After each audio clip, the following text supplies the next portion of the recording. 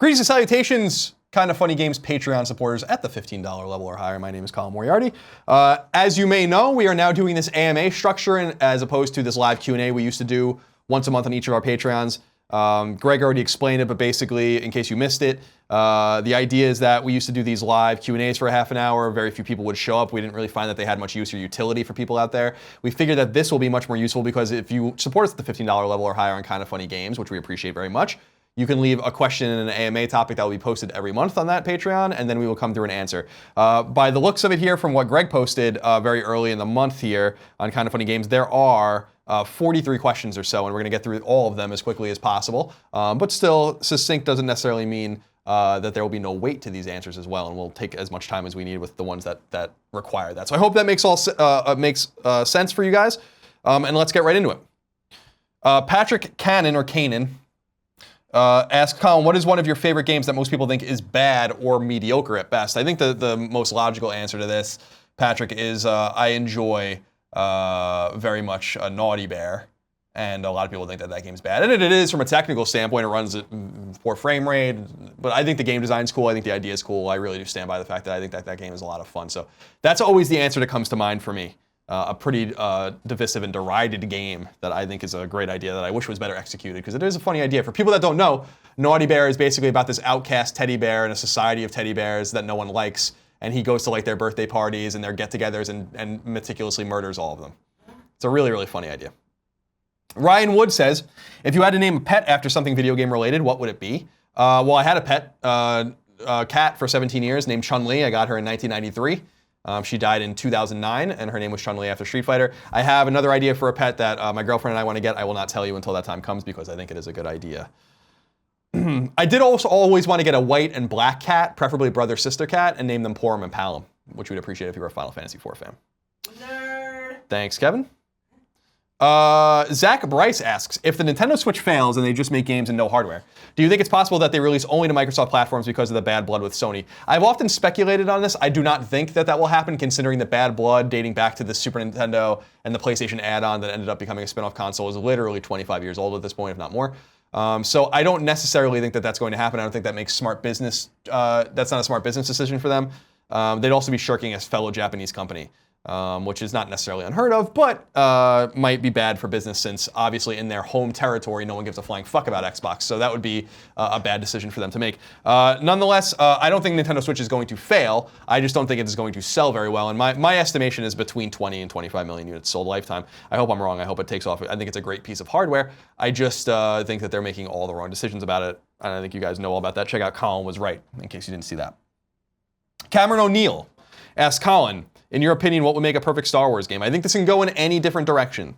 There's not necessarily a type of Star Wars game that I think would make the best kind of game. I am most excited, I think, about what Amy Hennig is doing. Basically making an Uncharted type third-person narrative-driven game in the Star Wars universe, I think is awesome. But wouldn't it be cool to have all sorts of different games? I mean, we have Battlefront, which is a shooter, a very, very fluid dice shooter.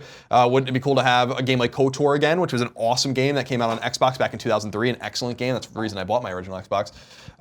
So there's all sorts of options there, but I think I'm looking towards Hennig's game at Visceral specifically as the kind of game that I think I'd probably want. Jaron Dorsey asks, who do you think will win this year in terms of quality exclusives? Sony, Microsoft, or Nintendo? Thank you. I think Nintendo's going to win this fight.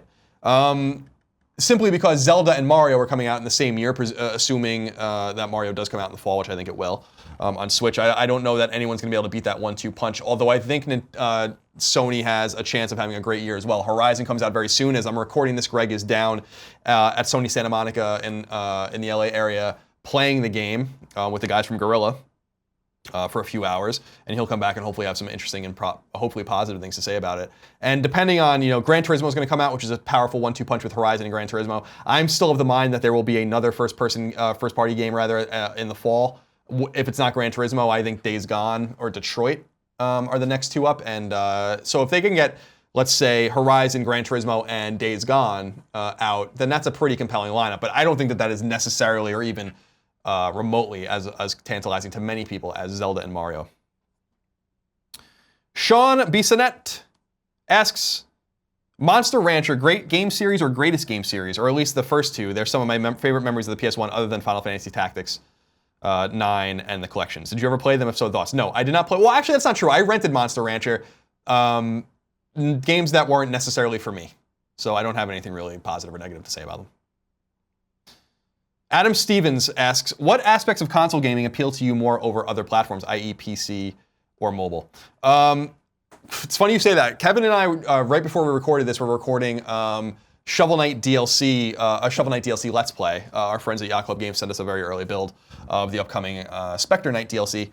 And so we did that, and we experienced it's just a pain in the ass. You got to get the controller to work. The drivers aren't updated. For some reason, it's resizing my screen. Then there's no sound. It's just obnoxious. Console gaming, I understand, isn't quite as powerful. I understand console gaming isn't quite as customizable, not quite as broad as, say, the Steam library. But it is predictable. It is simple. It is a no-brainer. And I would take that any day of the week over PC gaming and mobile gaming. Give me a break. Empty One Stayed Kid, I don't know what that says. Says, do you like to play the Crystal Bassoon for video games? Does it make you play differently, better, worse, enjoy the game less or more?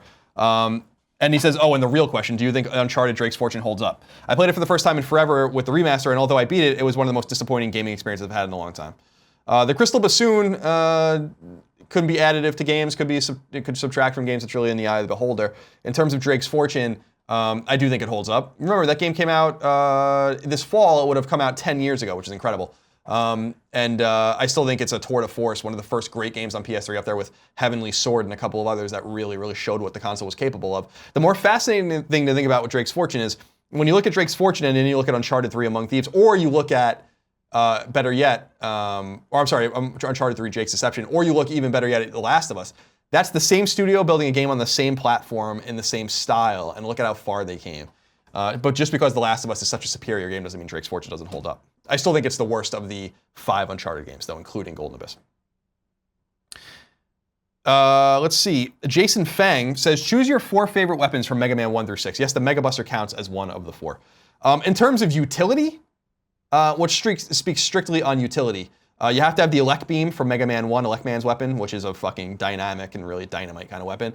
Metal Blade's obviously the most overpowered of all the weapons in Mega Man. That was from Mega Man 2, that's Metal Man's weapon.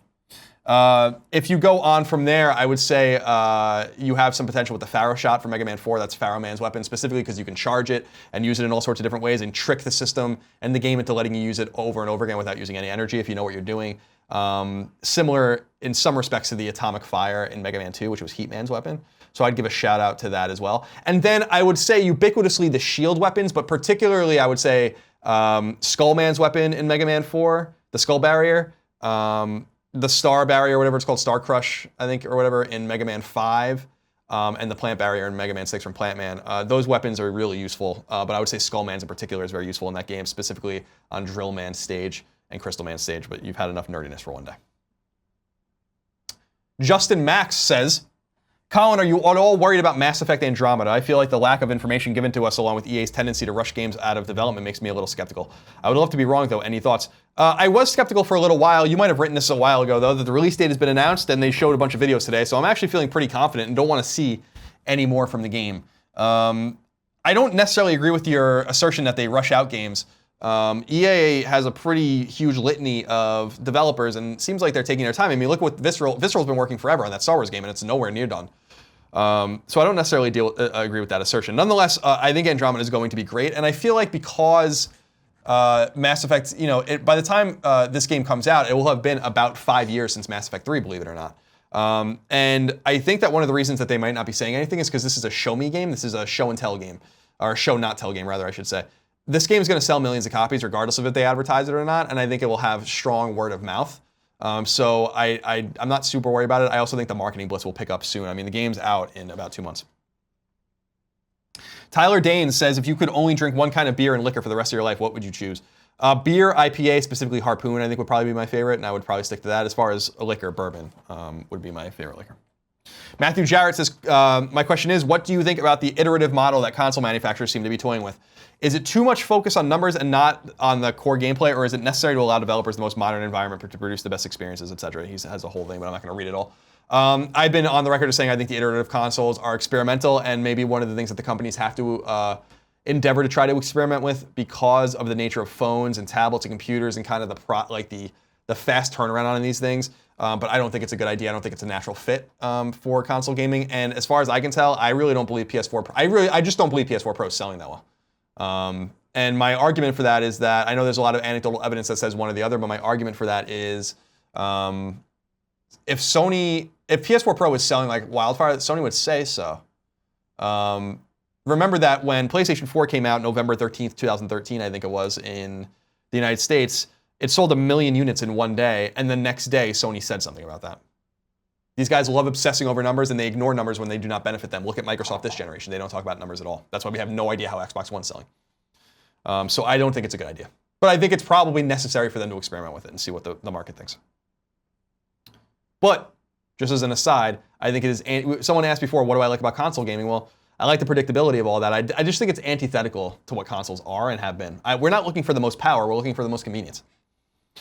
Oakley Waldron says, hey Colin, do you think there's any chance of Square Enix giving or selling the Sleeping Dogs IP to another developer? I feel like a true sequel will be incredible. I don't think that they're going to sell it, but it's possible that they give it to someone else.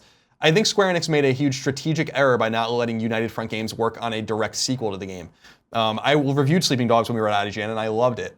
And I think it could have had a sequel, and I think a sequel would have been really good, but they made United Front make Triad Wars, trying to read the tea leaves of the MMO movement and this kind of ubiquitous gaming movement. And it blew up in Square Enix's face, and more unfortunately, it blew up in United Front's face because they do no longer exist. So I don't know that the Sleeping Dogs IP is super valuable to anyone else except for Square Enix, and I wouldn't be surprised if they return to it in the future, but I wouldn't expect that anytime soon. Roberto Salas Faria Jr. says, hey Colin, aren't you guys a bit worried about PSVR? I mean, it's difficult for the public at large to get their hands on it. I sure as hell tried here in Brazil and in Europe last month while on a trip. The games, while fun, don't seem to have that killer app to instigate a purchase for the casual buyers. In short, should Sony be worried as well? I know Kaz said at CES it sold well, but they did not divulge any numbers, did they? No. So there's a lot of mixed kind of stuff about this. The word is that Sony is basically selling through everything they can manufacture, and that if you ask people around, most people would say that they cannot find them in the stores. And Sony said at CES that they're going to work to make more of them quickly. They also said a similar thing about the PS4 Pro, which is, I don't think, true. But am I worried about it? No. Is Sony worried about it? I doubt it.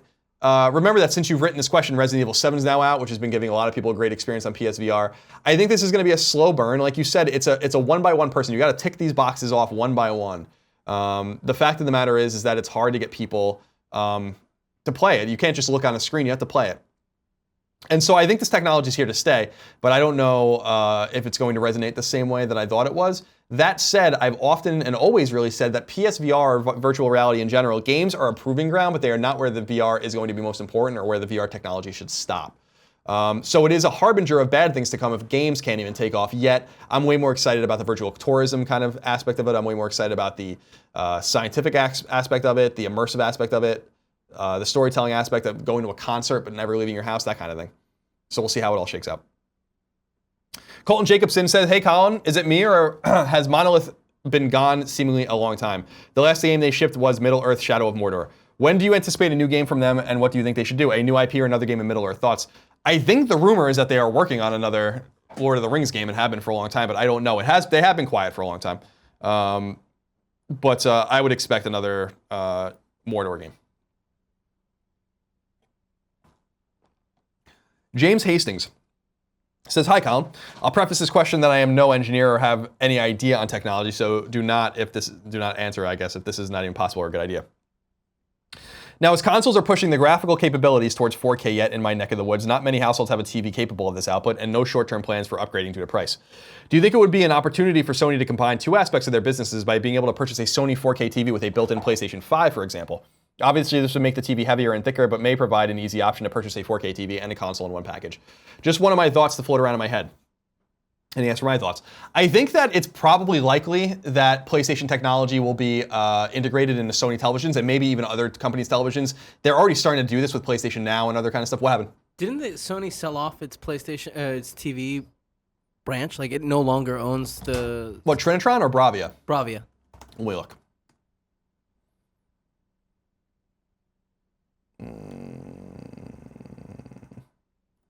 On their website, they still have TVs.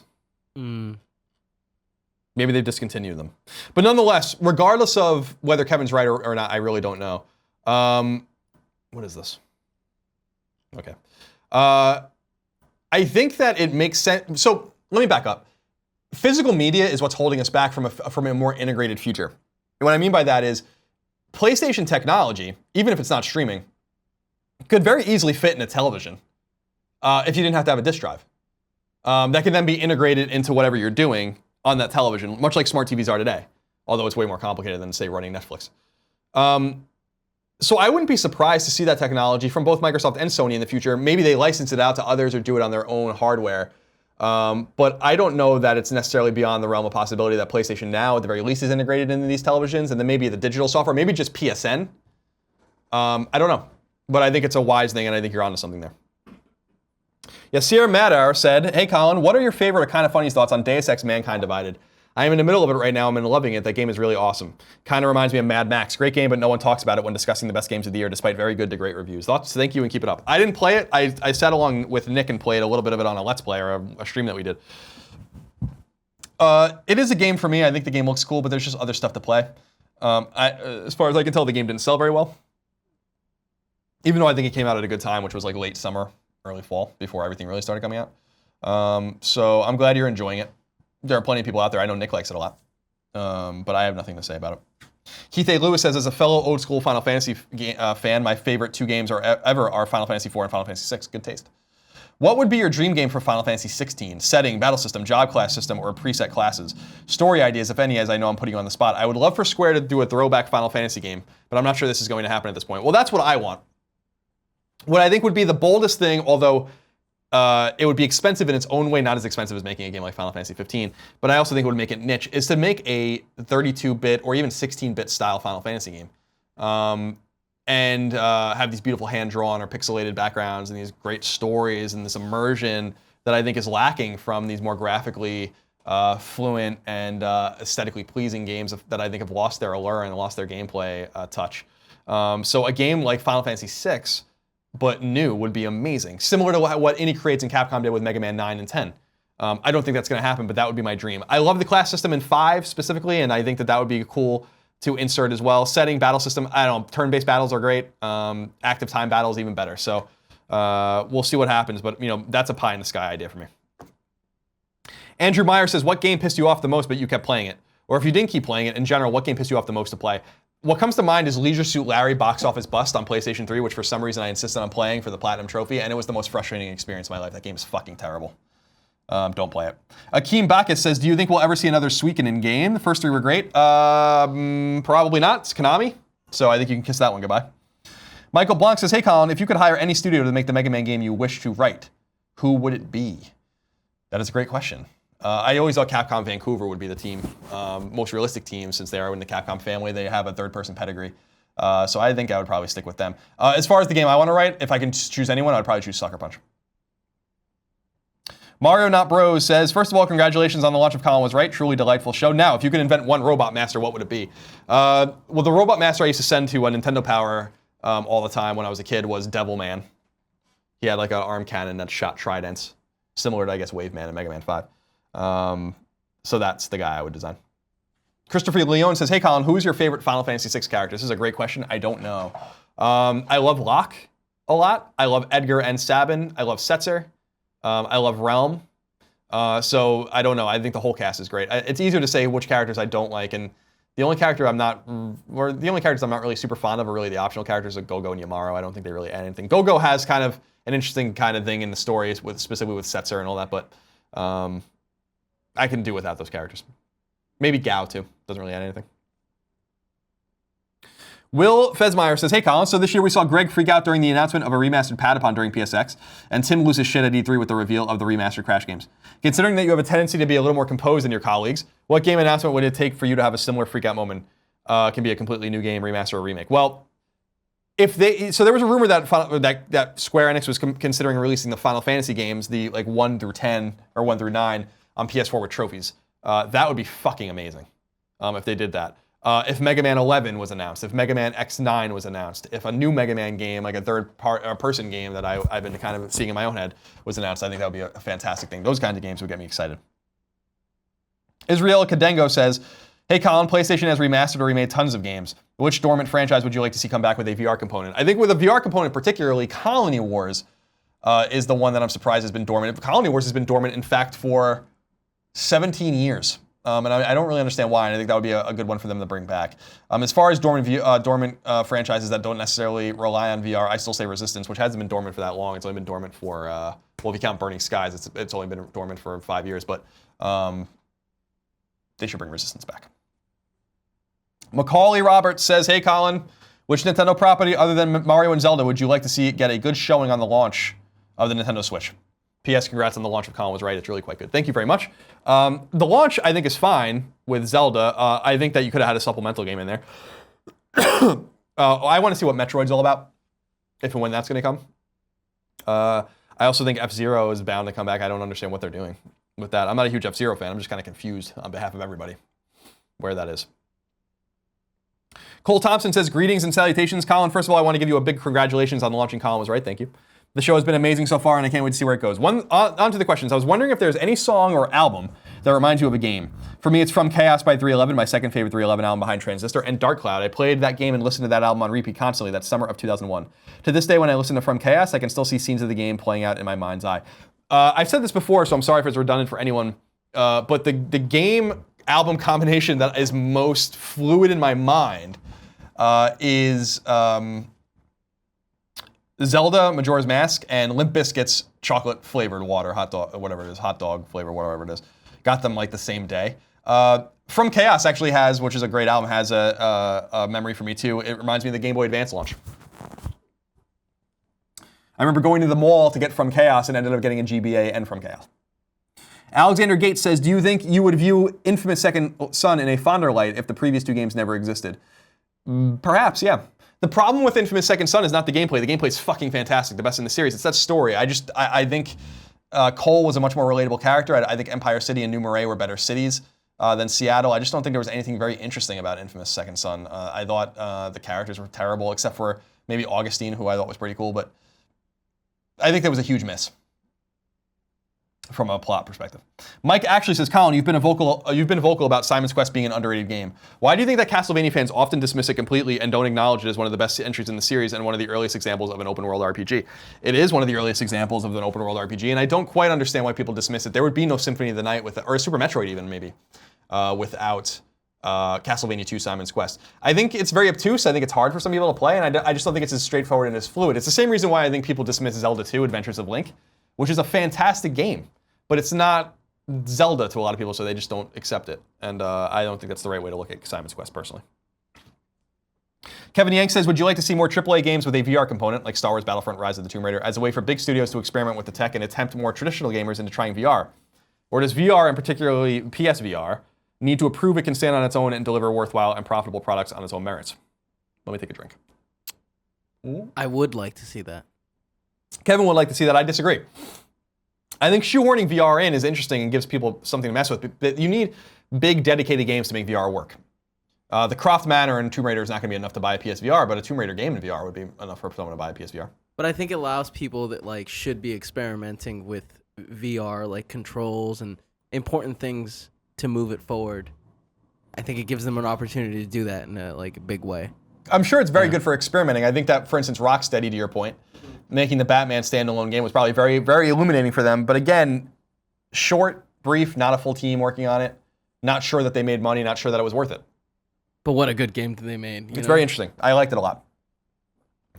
Andre Lima Arujo says, hey Colin, looking at some of the best open world games like The Witcher 3 or upcoming titles like Horizon Zero Dawn and Kingdom Come Deliverance. It's clear that Bethesda has been left a little bit behind, at least in terms of visuals and animations, which affect the overall feeling of the game. I'm sure the developer is aware of this, but do you think that they'll correct or revamp their game engine for Elder Scrolls 6? Or is it too late for that and they'll end up just a better version of Fallout 4's engine? I agree with you. I think Bethesda's been lapped. I don't think they've even fallen a little bit far behind. I mean, Witcher 3 in particular is the evidence that you need. I don't take Horizon as being this massive game. I hope I'm wrong.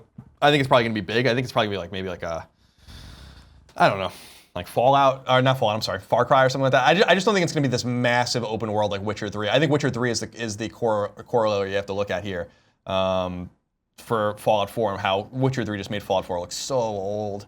So my hope is that they know that and they go back and they revamp and fix it. But they also have a very specific style, and it's hard to say what they're going to do. So your guess is as good as mine. Stephen Hunter Strong says, how often will you be on Kinda Funny Morning Show? You're the only reason I watch it for your brilliant wit and vast knowledge of everything ever. Plus, I just relate to you so much more than the other guys. I love you, XOXO. Well, I'm going to be on it no more than 2 times a week. Thursdays and Fridays. You'll never see me on Monday through Wednesday unless there's like some mitigating reason why I have to be there. I'm sorry about that, but the other guys are doing a great job. Nicole Humphrey says, hi Colin, I recently played the Nier Automata demo and I am surprised at how much the demo has gotten me hyped for the game. In recent memory, you've had an experience with a preview or demo, or have you had an experience with a preview or demo that changed your expectations and or hype level for a game in which you previously had no interest? Shit, I mean, I just played the Spectre Knight DLC for Shovel Knight. I guess that's a good example. They had sent us a build, as I said early in the video. I was kind of turned off by the DLC initiatives on Shovel Knight, specifically because I thought Plague Knight's DLC was just not very good. That changed my mind. Playing Spectre Knight, just a different feel. So I guess that's the most recent example, yeah. But I'm not much of a demo player. Not these days. Preston Lee says, hey Colin, among other things, I run a video game news podcast, partially inspired by PS I Love You, as well as other shows. My friends and I have really tried to put our own spin on it and make it our own, but I wanted to ask you a question about how you do news of the week section. Do you write those news summaries yourself, or are they pulled directly out of the articles you are citing? For now, I've been writing them myself because I don't want to plagiarize anyone unintentionally, but I was also hoping to find out what the protocol is. I'm trying to up my game as a host, so any other advice you might have for a budding podcaster would be deeply appreciated. Well, to answer your specific question, I go to a bunch of different websites and open a bunch of new tabs for all the stories. Sometimes there are 10 tabs, sometimes there are 30 tabs. And then I rewrite the salient nugget of those stories for the Roper's Report. So everything that I'm reading is something I wrote, based on the news that I just read. And then if there's something that's combined, for instance, on the last episode, we talked about how Playdead has moved on from Inside and is already working on their next game. We also talked about, from a different story, from a different website, how the 2 founders of Playdead don't get along, and one of them was kicked out of the company and got a golden parachute. I wrote the story so as to combine those pieces of news. So you're on the right track if you're rewriting everything. Teddy Tag says, Colin, thank you for recommending Downwell. I am currently 5 trophies away from platinuming it. I've decided it will be my first platinum. Not a question, just wanted to say thanks for the great suggestion and keep up the great content. Well, congratulations, that is a tough one, man. That is a tough fucking platinum trophy. I'm wishing you the very best there.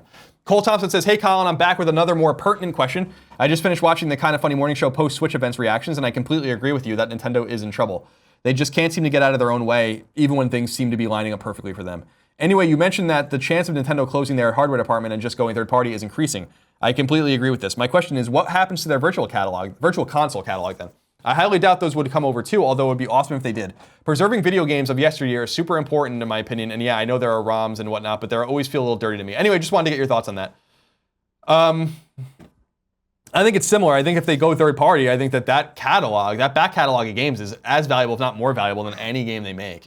And if they went to, say, Sony and Microsoft and were like, we have 200 games ready to go for your virtual console, that would be fucking insane. If they just did a couple Nintendo games every month or every week for years, coming out alongside everything else that was out there, with trophies, for instance, whew, tell you what. Griffin Carr says, hey Colin, you guys' discussion of Gamescast 103 about the Scalebound cancellation made me think of something.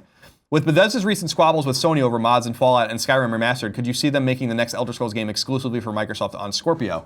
Also, would you ever teach a gaming history class? To answer your last question, yes, I would love to do that. And I don't give up hope that I will be able to do that one day. For your former question, no, I don't think that would be a wise decision. That would ruin Bethesda's relationship across all their games with Sony, and I don't think that's something they want to do, especially because the tables have turned on Microsoft, and Fallout 4 certainly sold better on PlayStation 4 than it did on Xbox. Sean Clarkin says, hey Colin, after being blown away by the tone-deaf nature of the Switch conference last week in Tokyo, I can't help but wonder how Nintendo would have handled the Switch rollout if the conference was held in the US and handled by Nintendo of America. Do you think Nintendo would be wise to do these conferences in the West instead, using English speakers and a more Western style, targeting them as their biggest markets directly? In short, is the cultural difference between East and West and Nintendo's reluctance to move away from its very Japanese approach hurting them? I think so. I think one of the smartest things that happened with Sony and the PS4 was that it was revealed in New York City. That they decided to release the console first in the United States. The Japanese market's important. It can't be understated. There's 100 million people there. They are hardcore gamers as a society. There's not many cities like Tokyo where an entire segment of the city is literally dedicated to video games. That's not a joke. Akihabara, Electric Town, is all about video games and technology. So there's something about the heritage that can't be understated. Yet Sony made the right decision saying we have an allocation of consoles. They're going to be released in the West first. We'll release them in Japan later. We're going to show the console to the widest market we possibly can. So yeah, I think there's something to what you're saying. But Nintendo is so old school, then they're not learning. Adam Nikish Says, hey Colin, at what age did your nephews get their first console or into gaming? Asking simply because I have a young niece and wanted to know what time I should get her first console. She's too young right now, but I'm looking for the right time to have Santa or her favorite and only uncle supervise her with one. Thanks. And he says, P.S. Colin was right. It's fantastic. Keep up the great work. He says his last name is pronounced Nix, by the way, so Adam Nix. I'm sorry. I'm trying to think. I bought my nephew's PlayStation 3 in 2011. That would have made the oldest 6, and they were younger from there. And then I bought them a PlayStation 4 when they were like 9, 6, and something or whatever. I started playing games when I was like 2 or 3, so I think that's in the eye of the beholder, in the eye of the parents and everything, the guardians, whatever. I don't know the answer to that question. Final question comes from Steven Osland, who says, hey Colin, were there any games from last year that you wish you could have spent more time with but are too busy or got dragged away from? Loving, Colin was right, you're doing great stuff. Thank you, Steven. The answer to the question is one I've been talking about a lot. I wish I had more time with Far Cry Primal, but I did not. So hoping to rectify that in the coming year. All right, that's it for the questions. I hope you enjoyed that AMA. We'll be back next month with another one for the $15 and up level subscribers on our Patreon. Thank you so much for your support. We appreciate you. I hope you have a great weekend, depending on when you're watching this. Maybe it's Monday or Tuesday, but it's Thursday for me. We appreciate you. Thank you again for supporting us and loving us and watching our videos and all of this. We couldn't do it without you. Have a good day.